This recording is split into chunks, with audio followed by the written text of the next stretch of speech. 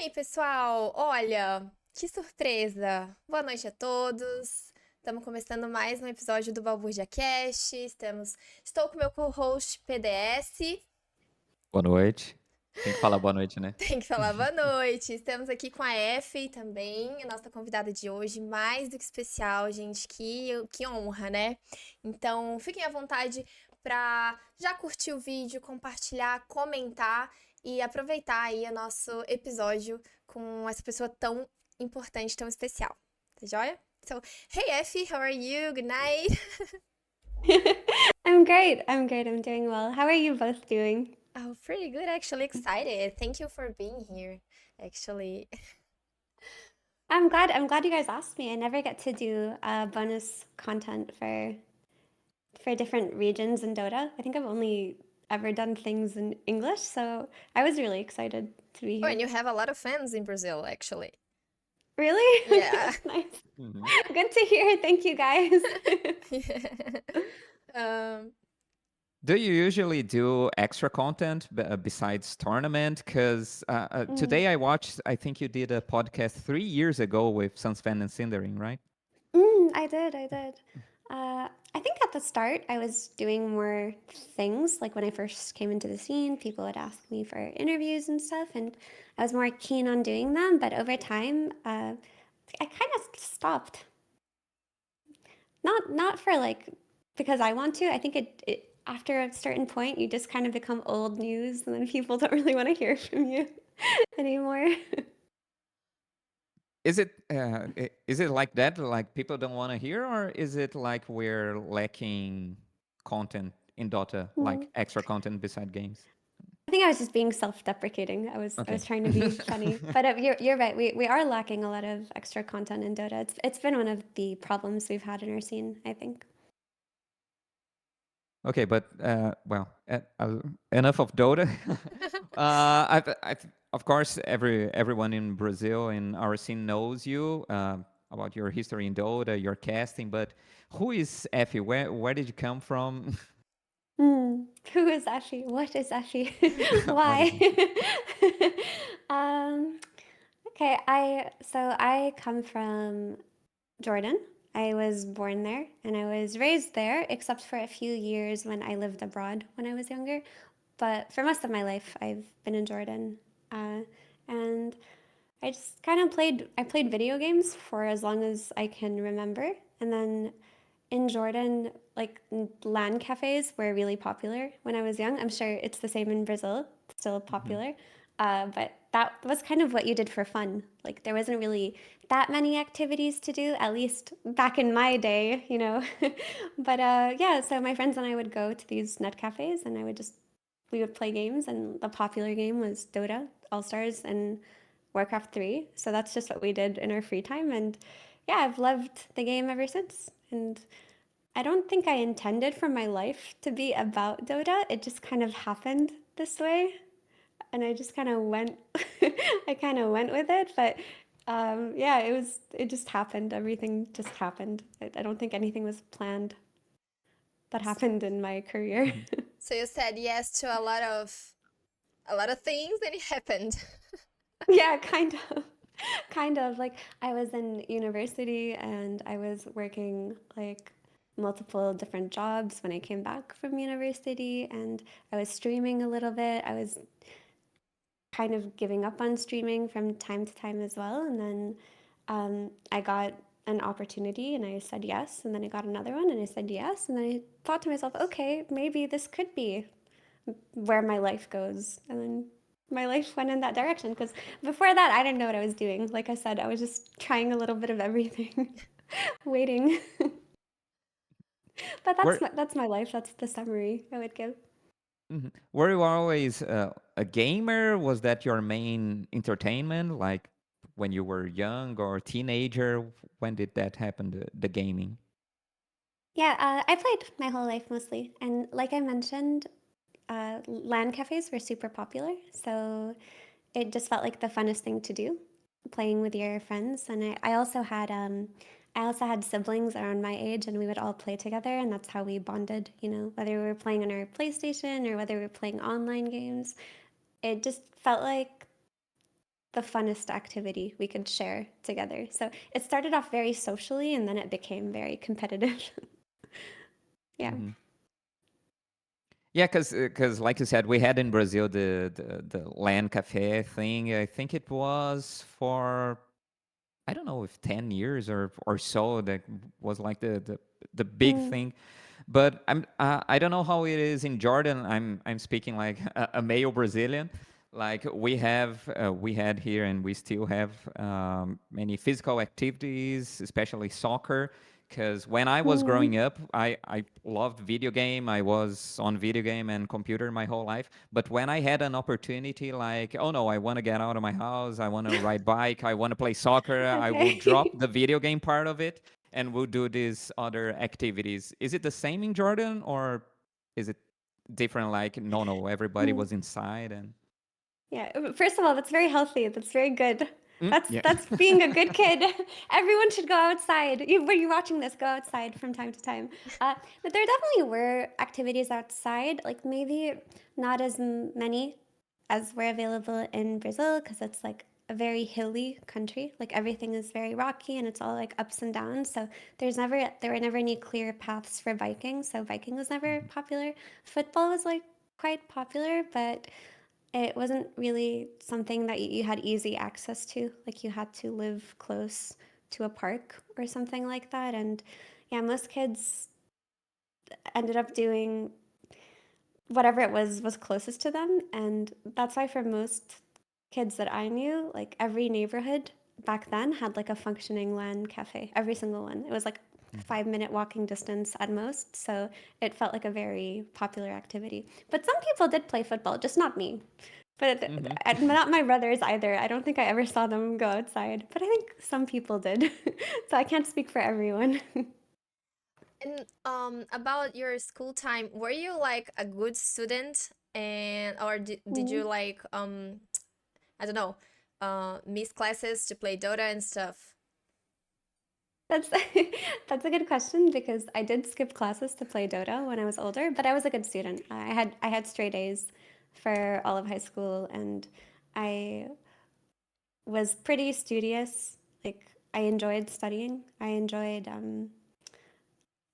things that I don't enjoy anymore, like today, like writing essays, for example. For me, I was like, yes, I'm going to write the best essay in class. And I would turn it in and it would make me feel very happy. But now if I had to write something like that, I would lose my mind. But back then, back then I did like it. It's just at some point, like if my friends wanted to go to the nut cafes or me and my brother wanted to go, I would just skip class from time to time. I did get caught one time by my dad. My dad was like, if you ever do this again, I'll kill you. So that at some point it like Mhm. came to an end. And Yeah. how was your relationship with your parents? They liked Mm. Dota? They Oh accepted my gosh. easily that you came to work with Dota? No, they hated it. They hated it so much. They hated every part of it. Like I said, that one time I got caught skipping class. And also I remember during my final exams, when I was finished studying, I would get on my computer and I would play some Dota 1. And my parents would see me and they would like get so angry they'd unplug the computer and they'd tell me to go study. But it's like I finished studying. I finished. I can play, but they hated it so much. Like initially they thought it was just a hobby, but then when I got older, I just played it more and more, especially my first year in college. Like I just kept playing it and they started to get really angry. So they didn't understand it. And then when I was a streamer, they thought that I was wasting my life. They told me that this isn't going to go anywhere and I'm going to run out of time. And I couldn't really find a way to get them on board. It felt like they were just mad for that entire period of my life before I did this. They were mad every time they saw me playing Dota or like any kind of game. But then when I started to work in broadcasting and they saw my first paycheck, they were like, oh, this is a real job. And I said, I guess so. And then they still, I think for the first year, they still tried to convince me to go do something else. But after a year, and after them watching a few of the shows like on stream, they thought that it was okay. And then so I haven't heard from them in a few years. Like they haven't complained in a while. But they were pretty resistant to it at the start. But they watch you like when you're at broadcast. Mm, no, not anymore, but just at the start. Like just at the start, just so they could kind of understand what it was that I was doing because they didn't get it. So they themselves don't really find a lot of entertainment in like Dota or what our broadcasts look like. So they don't really watch just to cheer for me or anything. It's just like my brother will update them and they'll say, oh, okay. So he'll message them and say, oh, Mira did a good job at this tournament. And they're like, oh, okay. Good to hear. So I have my brother working as a point of reference. Yeah, but I Yeah. feel But like that's a common thing. It's like global, because Mm, it's hard for our parents to understand these like new careers. yeah. It's like a protective thing because Mm, they get a point actually. It could have done bad, and if that happened, it would be wasting your lifetime. mm. So they had a point actually.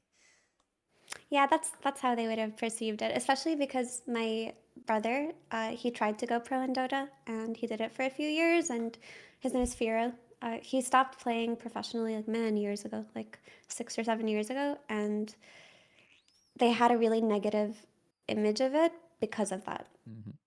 So they honestly do have a point. Like if it doesn't work out, then Hmm. it doesn't work out, but I guess I got lucky. I mean, I think at some point for me personally, I would have like even the year that I got hired for the animator, I was gonna do something else. Like I had decided that if I didn't feel comfortable or I didn't feel like my stream was going anywhere, I was just gonna do something else at the end of the year. And I got the animator like a few months before my ultimatum, like my time ultimatum.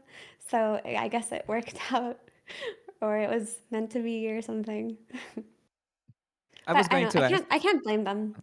I can't blame them for being like ner- nervous or suspicious about it Oh yeah, personally I because like just it's a said different generation. I just said it because we receive a lot of guests here, and they all say the same story, about the parents. Yeah.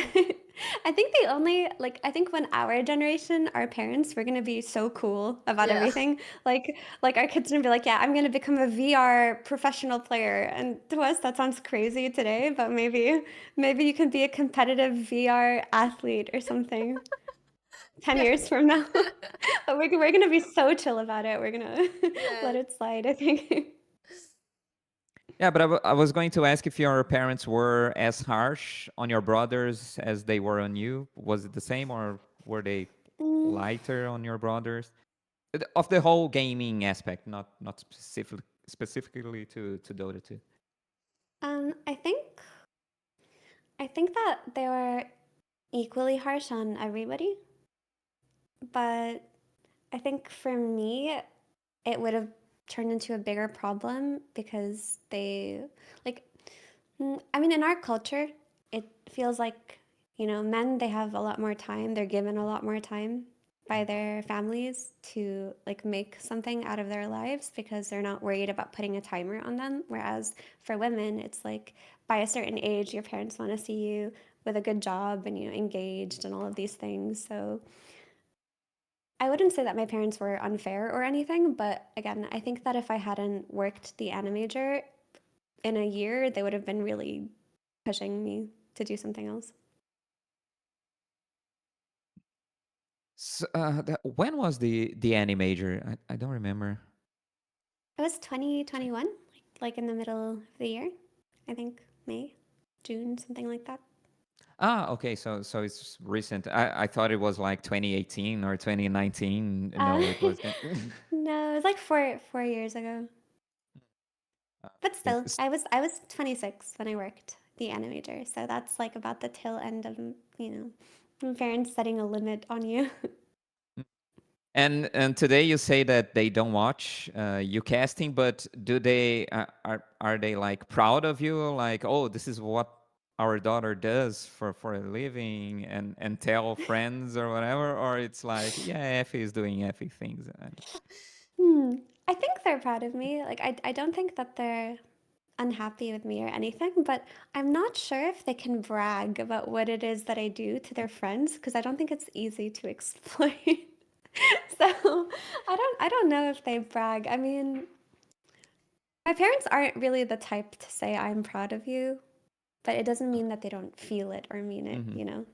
But I think, yeah, in Jordan, it's a very hard thing to explain to the older Mm-hmm. generations. Like, I think if my dad were to try to tell my uncles, oh yeah, Mira, she goes to video game tournaments and she talks about video game drafts and players, my uncle would be like, what? That sounds stupid. Bring her home. It's And it's because I remember in my case, I also got into casting. It was 2013, early 2013, Mm, and my parents, they didn't understand anything, and it was like, oh, you're wasting your time. You are already working as a veterinarian. Why are you dropping everything for this?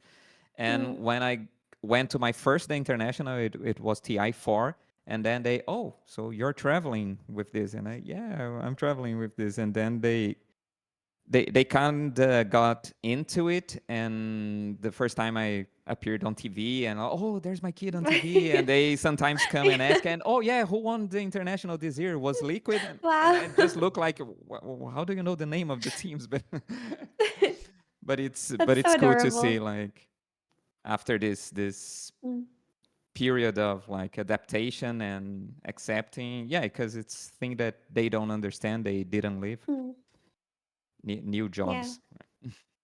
Yeah, I mean, for the most part, like parents want what's best for their kids and they want to see them succeed. So if they're fighting you on what you're doing, it's not because they don't support you. It's probably because they just don't understand. And like the best thing that I would tell people in this position is try to help them understand instead of getting angry and defensive. Like my brother, for example, when he wanted to try going pro, he showed them the documentary Free to Play and they Oh. watched the whole thing and it made them understand a little bit more and then they gave him the chance to try when he was younger all of those years ago. So like if they hadn't watched that documentary they probably would have just said no. Mm-hmm. So yeah, it's the best that we can do is just try to explain things to them instead of getting mad and saying you don't love me and you don't support me. Like it's not that helpful. Mm-hmm. And is gaming, I'm specifically to esports, big in Jordan, or? Mm, I'm not sure. I wouldn't say esports is big, but gaming is very popular. The popular games in Jordan right now are like FIFA and Valorant. I think a lot of people play these games. Dota isn't so popular these days, but we don't really have a lot of local tournaments. We have like very small scale things, but nothing on a national level. That might change though because of what's been going on with like esports in the Middle East. I think I did hear from some people in Jordan that they want to push for more and bigger tournaments, but I'm not sure like how that process would go. It's a popular hobby for sure, a hobby, I'd say. Mhm. Do Mhm. you still live in Jordan, or? No, I moved to the Netherlands Oh. l- at the start of this year. So at the very beginning, January. So I've been in the Netherlands for 10 months now. I'm Oh. curious about that. How did that happen? I mean, you were already living alone, or you were with your parents till you moved to Netherlands? Yeah, in Jordan, I lived with my parents and my family, and that's like the norm there. You don't really go live by yourself. People don't do Mm. that Mhm. where we're from. And then when I wanted to move, it's because of two reasons. One, my partner lives here, and I wanted to be with him. And the second reason was I was kind of getting tired of all these Schengen days and problems with the visa and having to reapply every time I needed to work for a tournament. It felt easier to just be based in Europe and traveling from inside of Europe instead of applying for a visa for everything. It was a really frustrating process. So now it's a lot easier. Like if I have something in Stockholm, I just go take a train or a plane, something in Denmark, no applications, none of that hassle anymore. So it's been it's been very relaxing. And how is Netherlands for you? Do you like it? Is it? Of course, Mm, it's a lot different from Jordan, I imagine. it's really different. I think there are like good and bad things about everywhere in the world. So I don't want to make it sound depressing. I think there's a lot of good things here. The quality of life is very high. People seem very happy. I love the cheese. Very random, but I could like I'll go into the cheese markets and I just eat it, and the produce is delicious. The nature is very beautiful. It's very walkable. It's very safe. All of these things are really good. But for me, the bad sides are like pretty shocking. Like it's very cold for most of the year. It's very windy for most of the year. It's very rainy. Everybody bikes everywhere. I know that sounds insane to see as a negative, but everybody bikes everywhere. Like it's just full of bikes. Like no, but if you want to drive somewhere, there's nowhere to park. You can only bike. Like you can't. You have to bike. I don't know how to bike. I Oh, don't. okay, got it. I know. I've never biked before. Like even when I walk, I'm like scared because there's like 50 bikers. Okay, I'm being dramatic. I'm being dramatic. I'm being dramatic. It's not that bad. It was just a. It's a bit of a culture shock. It's not a bad thing at all. But that's very different. It's also very different here because everything closes very early. Like in Amman, where I lived, everything was open till like 2 in the morning, 3 in the morning. Restaurants, activities, things like that. So it's different, but it's not bad. Like for the most part, I'm very like happy to be here. Like I'm very lucky that I got to be here, and it makes traveling for my work so much easier. So overall, it's been good. And your family, they come to visit you, or do you go there? I would go there. Mhm. Because they have to apply for visas and stuff if they're Oh, gonna come okay. travel here, and it's like it takes a while, and sometimes it gets rejected, and yeah, I've asked my mom to apply a few times just so I could like take her around, and she said sure, and then she just never does it. I have to go to Jordan, Oh. And but I did you don't mind. have? I mean, I love Jordan, so every time I can go back, I'm happy. Mhm. And did you ever had any problem like getting into a country? Yeah, Mm. actually, Yeah. there have been issues. I think mostly so if I apply, it's pretty okay for the most part because I get paperwork and I get help from like the tournament organizer. Like they will give me letters and whatever I need. But sometimes the process takes too long. Like if I get notice to do something a month before, I can't do it. Or back then, that's how it was because sometimes it's just not enough time. Things get delayed. And if there are difficulties, like they can't be solved well enough. Schengen days were a problem. I remember for the Stockholm Major many years ago, I ran out of Schengen days because of all of the DPCs. So by the time the major came out, I just didn't count my days properly, and then they told me that I can't go. So yeah, things like that happen. If there were any tournaments in countries that are complicated to get visas for, I would also be a little bit nervous because what I'm talking about applies only to Europe, right? So, like, Mhm. I don't even know what the process is for China, for example. China later this year. I don't know how long it takes. I heard from some people it takes 2 months. So, Oh. we'll see. I've had difficulties, but if I have enough time, it's okay usually. Mhm. And where have you traveled, Dota-wise? Dodo-wise, um, let me think. Where were the tournaments this year? I think this year we had Thailand and we had Saudi Arabia, and then mostly everything was in Europe, either Stockholm or Denmark or Germany. I think the most exotic place, or at least exotic for in terms of how different it is from what I've seen, was Thailand. It was so Mhm. beautiful. It was amazing. Like everything was so pretty. The weather was good. The fruits were delicious. That was my favorite place that I've been for Dota. I would go back in a heartbeat. It was so nice. That's why I was so sad. I was so sad when they canceled the ESL Asia. They like removed it from their calendar. Like they're not Mhm. doing those anymore. At least is what I've heard. So that was really depressing because those are the nicest countries to visit for sure. Southeast Asia. You didn't come to I can't even remember when it was the Lima Major. I did. I Oh, went you to the did? Lima Major, Oh. but it was sad because I couldn't see any parts of Peru. Like it was only the hotel and the arena. I don't So remember. I think it was when they were having like some uh, internal conflict or issues in Peru, or were you allowed to like move freely if you wanted to go, or you just mm, didn't have any time to? actually, I think you're right. I think that there were protests Mm. and they told us not to leave anywhere. So all I saw was the hotel and the arena, which was a shame. Like I did manage to walk a little bit outside of the hotel, but I didn't get to experience I didn't get to experience it. But from what I did see, it was really beautiful. Uh, it would be nice if there were more tournaments in South America. It sucks that ePols did the whole thing that they did because Yeah. yeah, a lot of people are just depressed now. They don't want to think about it. Well, I don't know about I mean, Apple's thing. the ePols thing. No, I started streaming Um, like 5 years ago, and I didn't even watch mm, Dota. It was just a game I played on college too, mm. and I started watching I mean tournaments and stuff like 2 years ago.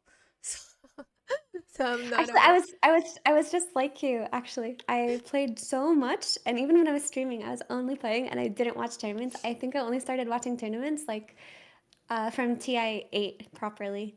Like I went to TI 6 to watch for fun, but I didn't really follow that closely outside of TI until recently. It's just funner to play the game sometimes. Yeah. It feels like.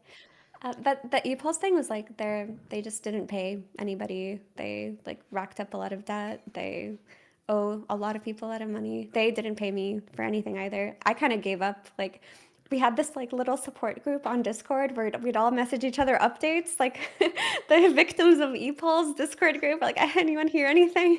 If someone got a message, we'd like share the message, and then all the messages were the same. They were just like copy pasted, Oh my and we God. were just waiting. But Yeah, you but mean they didn't pay the prize pool or everybody like the prize pool who worked? I think they haven't paid for anything. Oh As like, I mean, my. some people got paid, but not everybody. I was one of the people who didn't, but honestly, like, I would rather they pay other people, but me, like, if they did get the funds, because they they were working with a lot of like the tier 2 scene and casters, and they were doing a lot of things like that, and they owe a lot of people money, and these people were uh, depending on it for their livelihood. And I know that when they did pay, they prioritized some of the like talent who pushed really hard for very long, but I really think they should have started from the ground up when they were paying what they could. Like they just messed up in a lot of ways. Mhm. They're just Yeah. scumbags. Yeah, this makes sense because I have a small tournament, of course, here in Brazil, just to, do something nice for the community. And the Oh, that's so nice. first, and the first edition of my tournament was a partnership with Epools actually, and it really was a mess. It was Really? it was a bad experience. Yeah, it was really, really tricky, and it made Girl, I'm me, not surprised. yeah, it was so Mm. stressful, but you know, we're here to I mean, learn. yeah, it's a lesson to be learned. Like we talk about them, but I think in all of esports, not just Dota, there have been shady companies and Hmm. there have been situations like this. That's just the nature of esports because a lot of it is informal. There are no contracts. There's no way to really protect yourself. Like often when you get hired to do something, it's just over email. Like, will you do this on these dates? And you're like, yep, sure. It's so there's not really a way to stay safe. I Hmm. guess the best thing that we can do is just take those lessons and reapply them, right? So yeah, I don't want to make it seem like this is a Dota specific problem. I've heard in other esports too that they've Hmm. had shady companies like this. I'm sorry that happened to your tournament though. Oh That must no, have been an it's awful okay. intro into Dota. Yeah, no, Like you're I just trying to do something fun and cute, and then was. these people show up and they're like, "Hey, we're gonna be the Grinch." Yeah. No, but You it's know? okay. It was the first one. I made two more and it was really fun. It's okay. But like I said, lesson learned. Is it? Yeah. Yeah, Yeah. that's And good. besides Dota, do you have any other hobbies? Besides video games, Mm, actually, because I know you play a lot of other games. mm. I've actually been playing a lot of games recently that I didn't before because I was too obsessed with Dota. So ever since TI, I took a break from Dota, like playing it, and I've just been playing everything that I missed out on, like everything that I wanted to play. And that's been so fun, genuinely. It reminded me that gaming does not have to be competitive and I can just have a good time. So I'd say that's been a hobby, even though I've been streaming, it's still a hobby. I love to read. I'm in a book club. We meet almost Oh, every cool. week. Yeah. So that's also very fun. Do, I should say that I have a hobby that involves going outside, but I don't. But that's on the list for completing myself as a human being, you know. I need to just pick up a sport or something. But Flashback to the beginning of the yeah, podcast. yes, You were saying, "Yeah, go out, yes, kids, ride your yep. bikes." Oh yeah, I don't ride bike. Outside. I don't go out, but you Yeah, should. exactly, exactly. I should, I should. No, it's just I like to be inside. It's cozy, you know. I like things. I like indoor activities, you know. I like watching movies as well. So Anime? maybe not the most exciting. Yes, I love anime. I love anime a I lot. can see there are just a few As you can see posters. with my posters. Yeah. But yeah, no, I think indoors hobbies, cozy, cute, low effort, works for me. And you said you started in Dota because of the LAN cafe thing back in Mm. Jordan. Was Dota just because it was the game that was hyped in the moment? Because you said that Dota is not very Yeah, popular in Jordan, right? yeah, it's not popular right now, but back then it was quite Oh, okay. popular. The Warcraft 3 map, Dota All Stars, it was played in almost every, it was like downloaded everywhere, and most people Mhm. would play that or Counter Strike because those were the two popular games, or just Warcraft 3 that people would play, like the natural game. And I think some people really liked. I think I saw some people playing like older games like Red Alert and things like that, but those were the ones that I saw all the time. But then when computers got more high tech and internet got better and games got more, or multiplayer games, they got more fleshed out and things like that, people branched out to other games. Like I think the last time I went to a net cafe, I saw a lot of Apex, a lot of Valorant, a lot of Mhm. like League of Legends, but I don't really see anyone play Dota anymore, And sadly. working in the industry, did it change your relationship to gaming at all? Or That's a good question. That question ties into what I said earlier about like rediscovering my love of gaming. Um, but I think that it did, especially Dota. Like my relationship with Dota when it became a job, obviously it's gonna change, but like my love for it started to dwindle a lot based off of like, you know, personal feelings. Like if I experienced any kind of hurtful negativity or threats, like I used to get a lot of threats a few years ago. It was crazy. Like it would make me hate the game itself, even though it had nothing to do with it. Like watching it all of the time also made me tired. I used to be able to play like 14 hours a day, but now if I like watch Dota at a Dream League or something, I'm just gonna go back and I'm not gonna Mhm. play. I'm just gonna chill, you know? So it became more of a job in that sense. And I also felt the need for most of my career as a broadcaster. I felt the need to always play. Like when I was home between tournaments, I would just grind and I would grind and I would grind because I felt like if I didn't, I wouldn't have any credibility and I wouldn't be able to speak from personal experience. So I just kind of forced it on myself to always play and always play ranked and never play with friends, and it made me like the game Mhm. a lot less. That's why I took the break that I did after TI and I started to play other games. All the games that I missed out on, basically. It made me a lot happier because now when I'm done with the break and I go back into Dota, I want to take the happiness that I got from other games and I want to put it back into Dota, which was my favorite game ever for so long. So if I can just take the mentality that I had playing fun games, fun games, and I just apply that to Dota and I find a way to enjoy it the same way, I think I'll be even better for it, like as a player, and I'll do a better job probably. Did you said that you received threats? I mean, Yeah, people are crazy. Oh my God. Yeah. but do People you mean are. like on social media or in the game? Yeah, no, in the game, in social media, people were horrible. Like, I sometimes I'm like scared.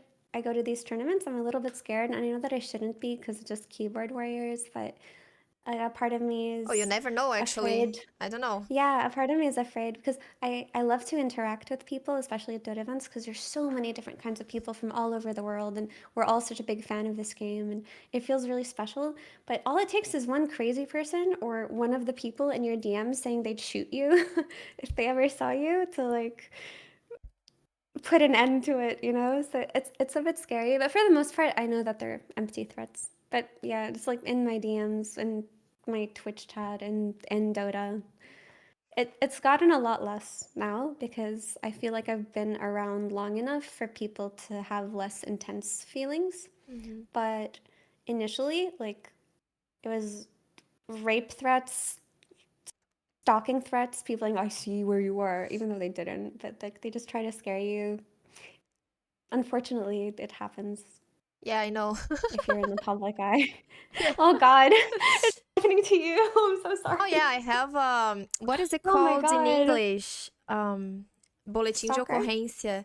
No, when you go to the police station and you make a registration about people stalking Someone you, that is threatening you. yeah, Here in and Brazil, we go stuff. to the police station and you just make a report Mm, of the threat, and Yeah. it's registered in case something happened. You already mm. registered, and Yeah. Oh my God, have you had to make those? Oh yeah. Yeah, I have one of it, and yeah, but what I was going to ask you is because I'm trying to understand the motivation. I mean, I know that people can be toxic in games and on social media, and that's not okay, like ever.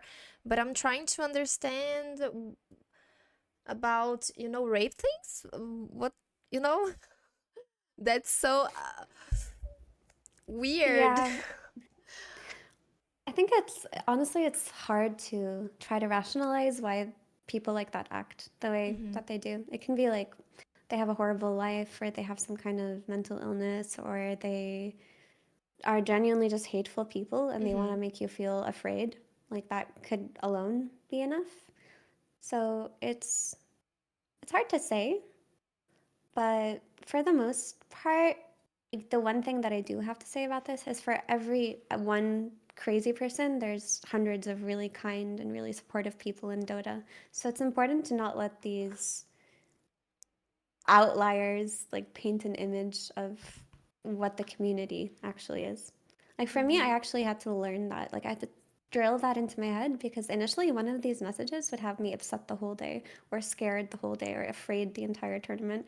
Um, but eventually, because I met so many incredible people too, and so many people who shared their joys and their experiences and talked to me, it easily makes up for any of these crazy people by far. Hmm. Mhm. And how do you deal with this? Because usually people say, "Oh, just ignore," but it's kind of impossible to always be ignoring, like if you're Mm. getting constant messages and threats.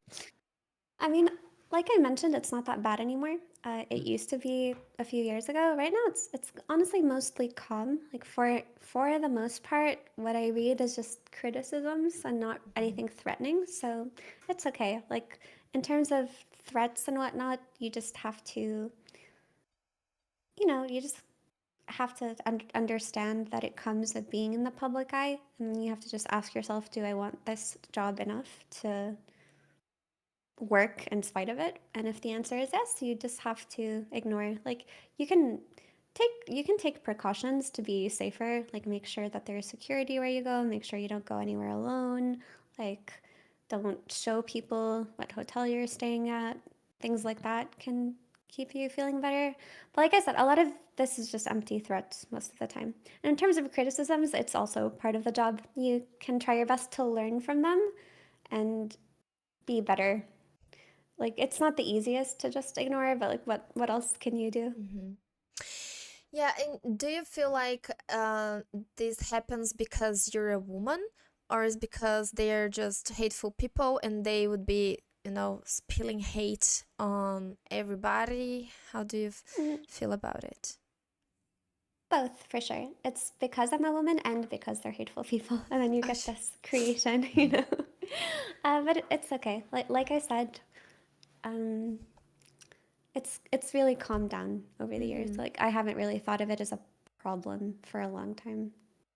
So you can't really understand what the motives are. It's like really hard to try to get into the minds of these people. So you just have to, get up and do your job and go to bed and, rinse and repeat. It is what Yeah. it is.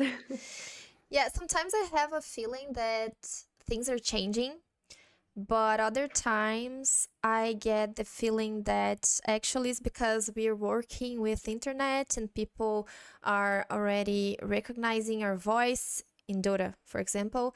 So sometimes I feel like they respect us because of our jobs, because of the work we're doing, and because they recognize us, and not because we deserve respect like everybody, and Mm, it's weird. I feel like for some guys, I don't know what you think about it, but sometimes I feel like they get mad that we're here, like this is mm, their space.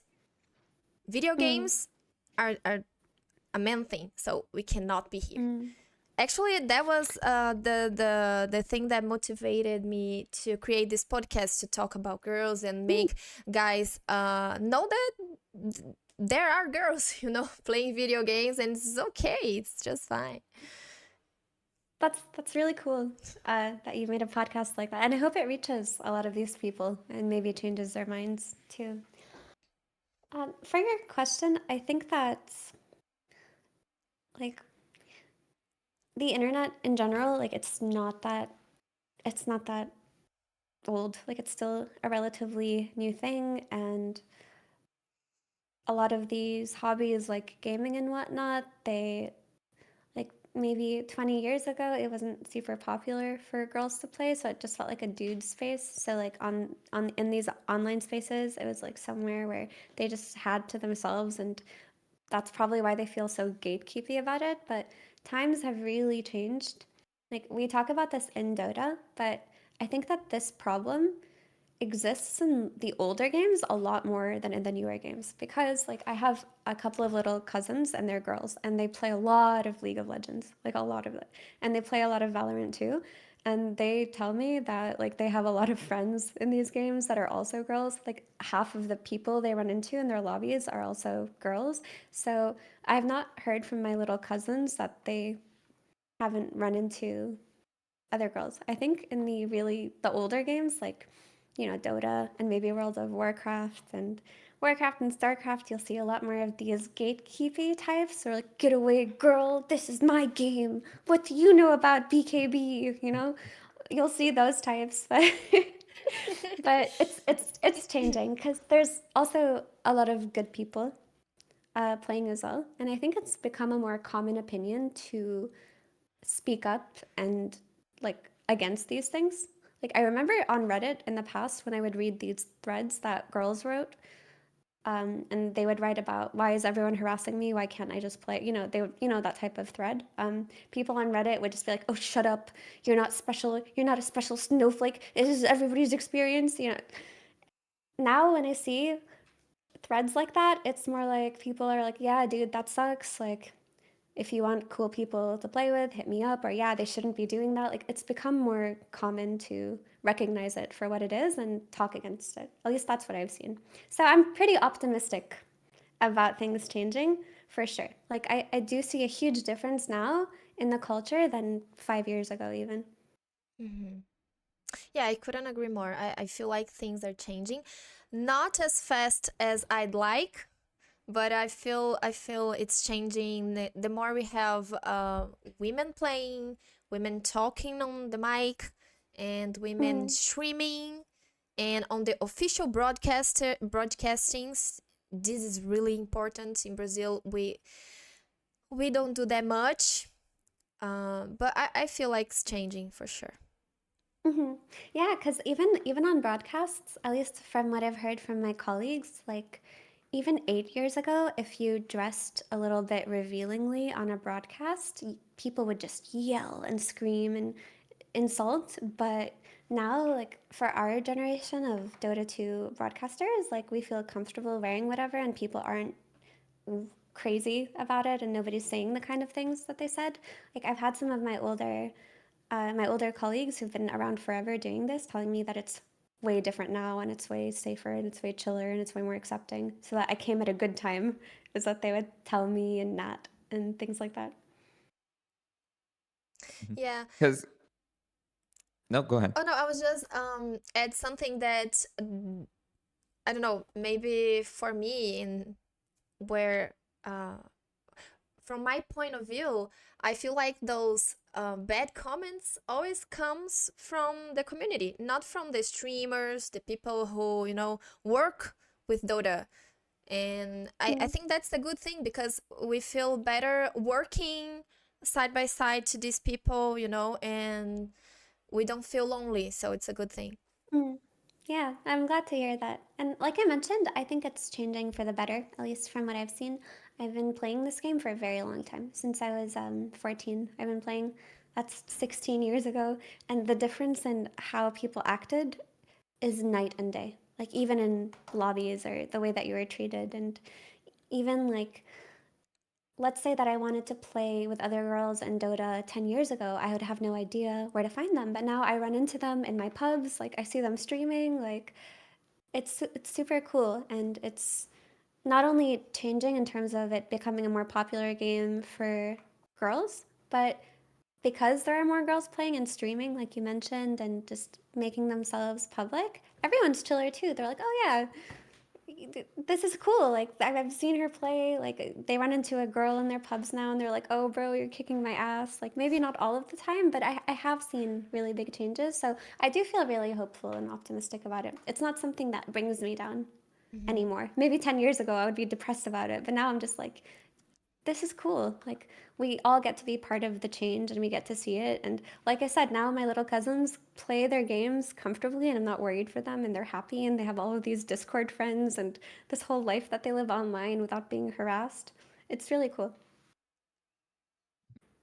Yeah, companies, gaming companies in general, even entertainment companies, they see that this is a market that they cannot like ignore anymore. Like Mm, girls and even LGBT community, because mm, it's a huge and big part, and I think it's a very vocal part that when they feel accepted, they like share, and I think it's good. mm. Yeah, of course, it's good for the community, it's good for the company, so it's good Yeah, to and see like for sure, if they're less mhm, afraid to like use their voices yeah. too, that's such a big thing. Like using your voice in game is something that used to be so hard. I mean, I still don't do it, but I don't do it for other reasons now. It's because I don't want people to know that it's me. But back then, I would be too afraid. Like I'd be shaking. Like if my hand was going to the push to talk, it's like shaking. I'm like missing mid. I'm like terrified. But uh, like I'll open up a lot of streamers or. I'll see that it's a very popular game with Russian girls, and I'll click on their stream sometimes, and they're just chatting into the mic. They're yelling, they're flaming, like it's so cool. It's so wholesome to see. It's wholesome that they're flaming, but you know what I mean. They're just like playing like any other player.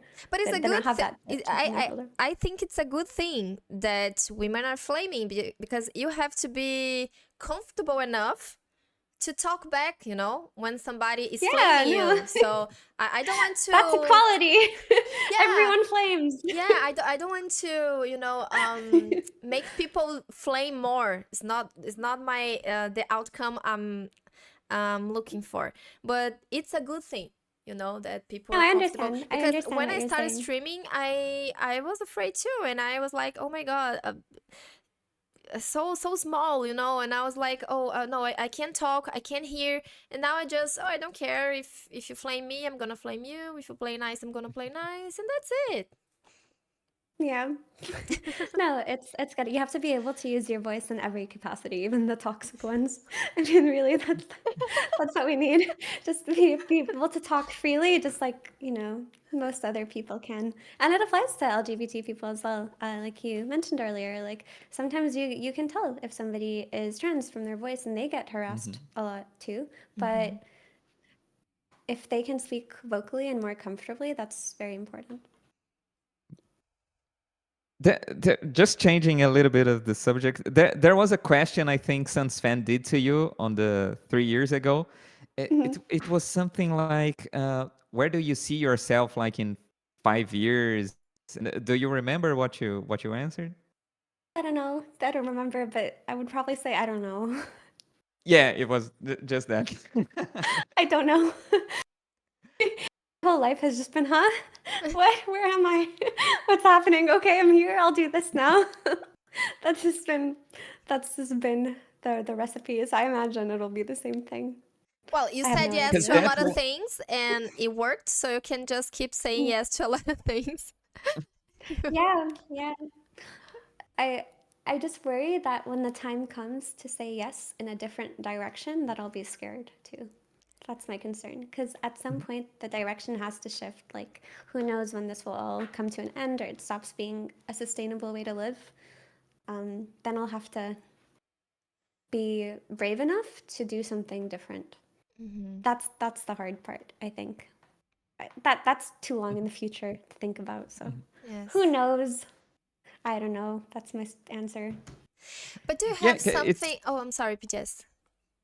no, it's because you said something in the lines. I think it was just to get a little bit away from social media or the exposure you were having, so, but you didn't know what was going to happen.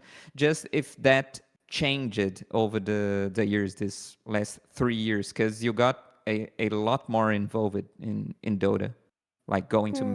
many events.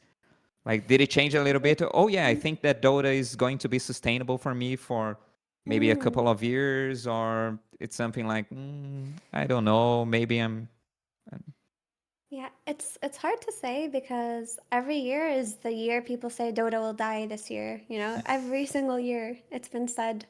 So in the back of my mind, I'm like, oh God, is this the end for me? Like, I'm not sure. Like, I can't really bank on the games esports scene coming to an end. Like, as long as it's here, I'll try to work in it for as long as I can. But maybe Dota stays sustainable for the next 10 years. That may not mean that I can keep working in it, right? Because, like, eventually, like, people who are better at you will just, better than you will just show up and they'll get hired. Like, maybe it doesn't work out. It's really hard to say.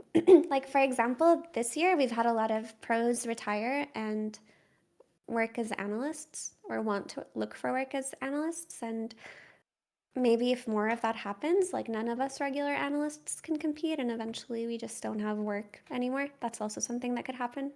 So you just kind of have to take what you can while it's there. Try not to be too pessimistic about it. And if things do change and people don't want to hire me anymore, for example, or I just stop being as good or someone better than me shows up to do my job, then I have to accept that for what it is and I have to just find something else to do. But that's life, Mhm. right? Yes. You Yeah. just Yeah. take it as it comes mostly.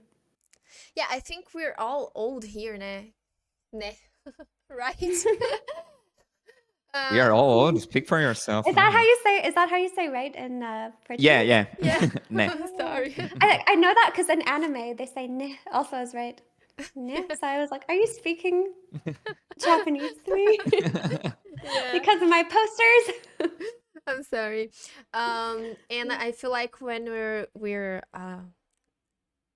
30 more, we just get used to changes and we are aware that we can't, life changes and we don't know where it goes and we do the Hmm. best that we can with we have, on the plate. But Hmm. I'd like to ask you, is there something you wish to accomplish about your career or personal life? I don't know, maybe I don't know, personal or careers, there's something you Mm, want to accomplish.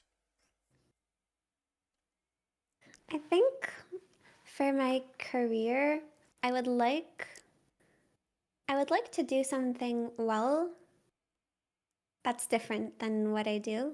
Maybe not forever because I do enjoy being an analyst, but like let's say I got an event as an interviewer one time and I did that really well and everyone was like, "Wow, you're so sick at this." That would make me feel very accomplished. Or if I maybe did a little bit of hosting or anything like that and I could prove to myself that I am capable at doing other aspects of broadcasting work, that would be a great accomplishment for me. Like, even if it's just you did a good job on something else, I would feel really proud, but I don't necessarily have any goals, I would say.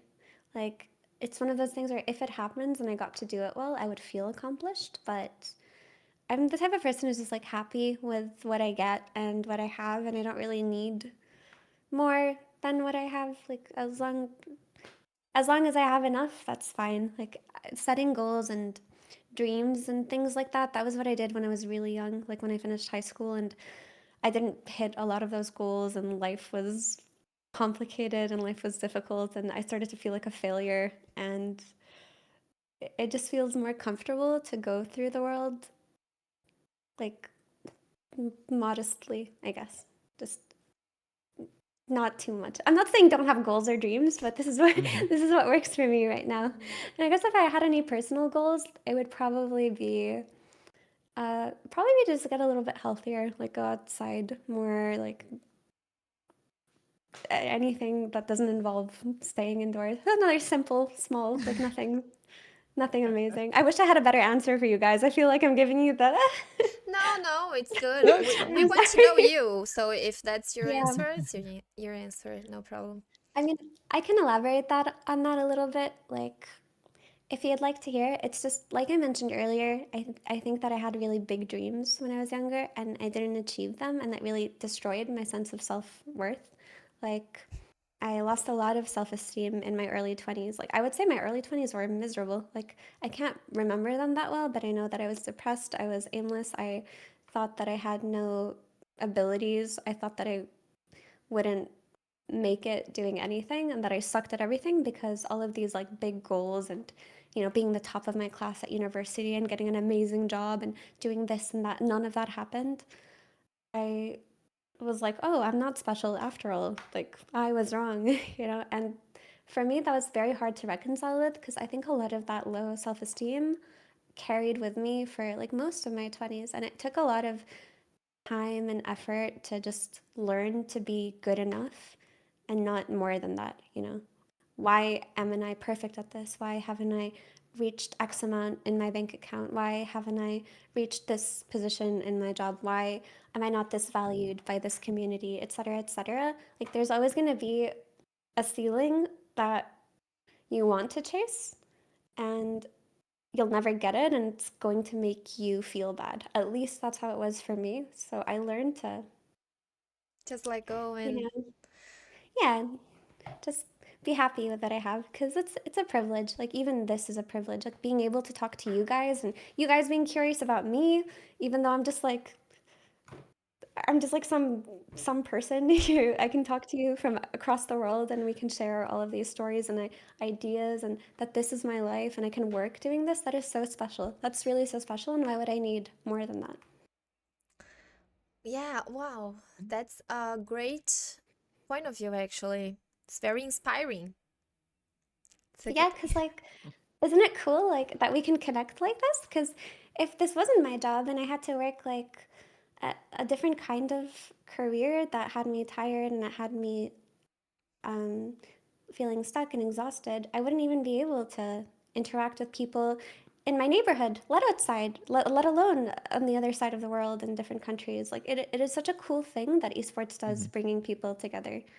Like I think that goes really underappreciated sometimes. Because if you think about it, like we never would have had this conversation if our lives were regular. Like we never would have had this cool talk at like midnight or whatever time it is and get to share all these experiences. It's just a cool thing. Like it makes me feel it's a very uniquely esports experience that makes you feel like happy to be alive, if that makes sense. Yeah, That's how I totally. think.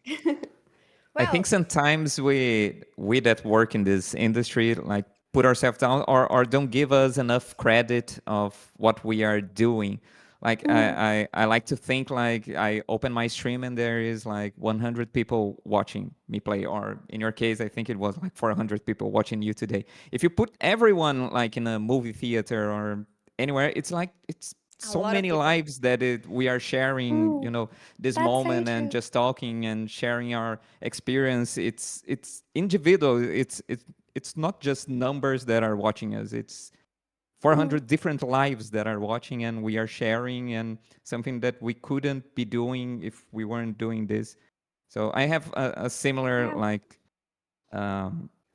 thing that I take for life, like to Mm, appreciate what we are doing, and it's in my case it's a balance. Like I feel pretty happy to be able mm, to do this, but it's always like a balance. Like, mm. do I want to feel happy? Do I want to have money? At least in my Oh, I case, but it's understand. mhm, Yeah, I think it's just a matter of like perspective. yeah. Every time I feel down or that I've failed professionally or that I've been a bad streamer or I just suck, I just put it into perspective what it is that I'm actually doing. For example, what you mentioned about if it were a movie theater, that would be a ridiculous amount of people. That is important perspective. And truthfully, like it is a privilege and it's very cool. And also, you just said 400 people were watching. I was getting beat up by Melania all day. You're telling me 400 people were watching me lose to this boss for 5 hours? Oh my god, she And kicked everyone my ass. cheering like, yeah, She next kicked time my is ass, better. dude. Actually, in real life, if there were like, imagine if there were like two people around you while you were like getting your ass kicked by a boss, you would just feel so stressed out. That just happens. Yeah. Well, Effie, our time's up. I think it's late over there, and we don't want to keep you late. But thank you, really, thank you for accepting our invitation. I think you're the last girl we're guesting this season. Mhm. We have Moxie. We already recorded with her because we had a schedule thing, but it's recorded. We're gonna play on the next episode, and I can say I'm so in love with all the girls that came here this season. You're so amazing. I'm so glad to hear. I'll have to watch all those episodes too. I'm really glad that you're putting on a show like this, the both of you. This is very cool. And I'm honored that you wanted me to be a part of this and you asked me all of these questions. And hopefully I made sense. I mean, Oh, sometimes I Brazilian just community. talk and I don't know if it makes sense, but No, it does. And Brazilian community was so happy that you were coming. They will watch on YouTube, I think, because they were sending me messages about the hour, the what is it mm, called? Hour? Horário? the The time. schedule, The time, the the time, the time, what? time. Okay. So Mm. they prefer to watch on YouTube later, but we're all happy. The Brazilian Dota players are happier here. So I'm so thank you. glad. I'm so glad. Thank you guys for supporting me. I really appreciate it. Hopefully you didn't think I was weird or anything, or No, not at No, it not all. was at all. good, but no, it's very touching, and I'm really glad to hear that there's so much support. Again, it's so special that people from across the world can be so wholesome and encouraging of me. And yeah, I'm grateful. Thank you for having me, you guys. I hope you have a good night. Thank you. Thank you. Thank you, Effie. Bye, guys. Bye. Remember to subscribe, to like the video, and share with your friends. It's very important for us, okay? Mm. Thank you, and Like and subscribe, or I'll beat you up. thank you. Bye bye, Good guys. night. Good night.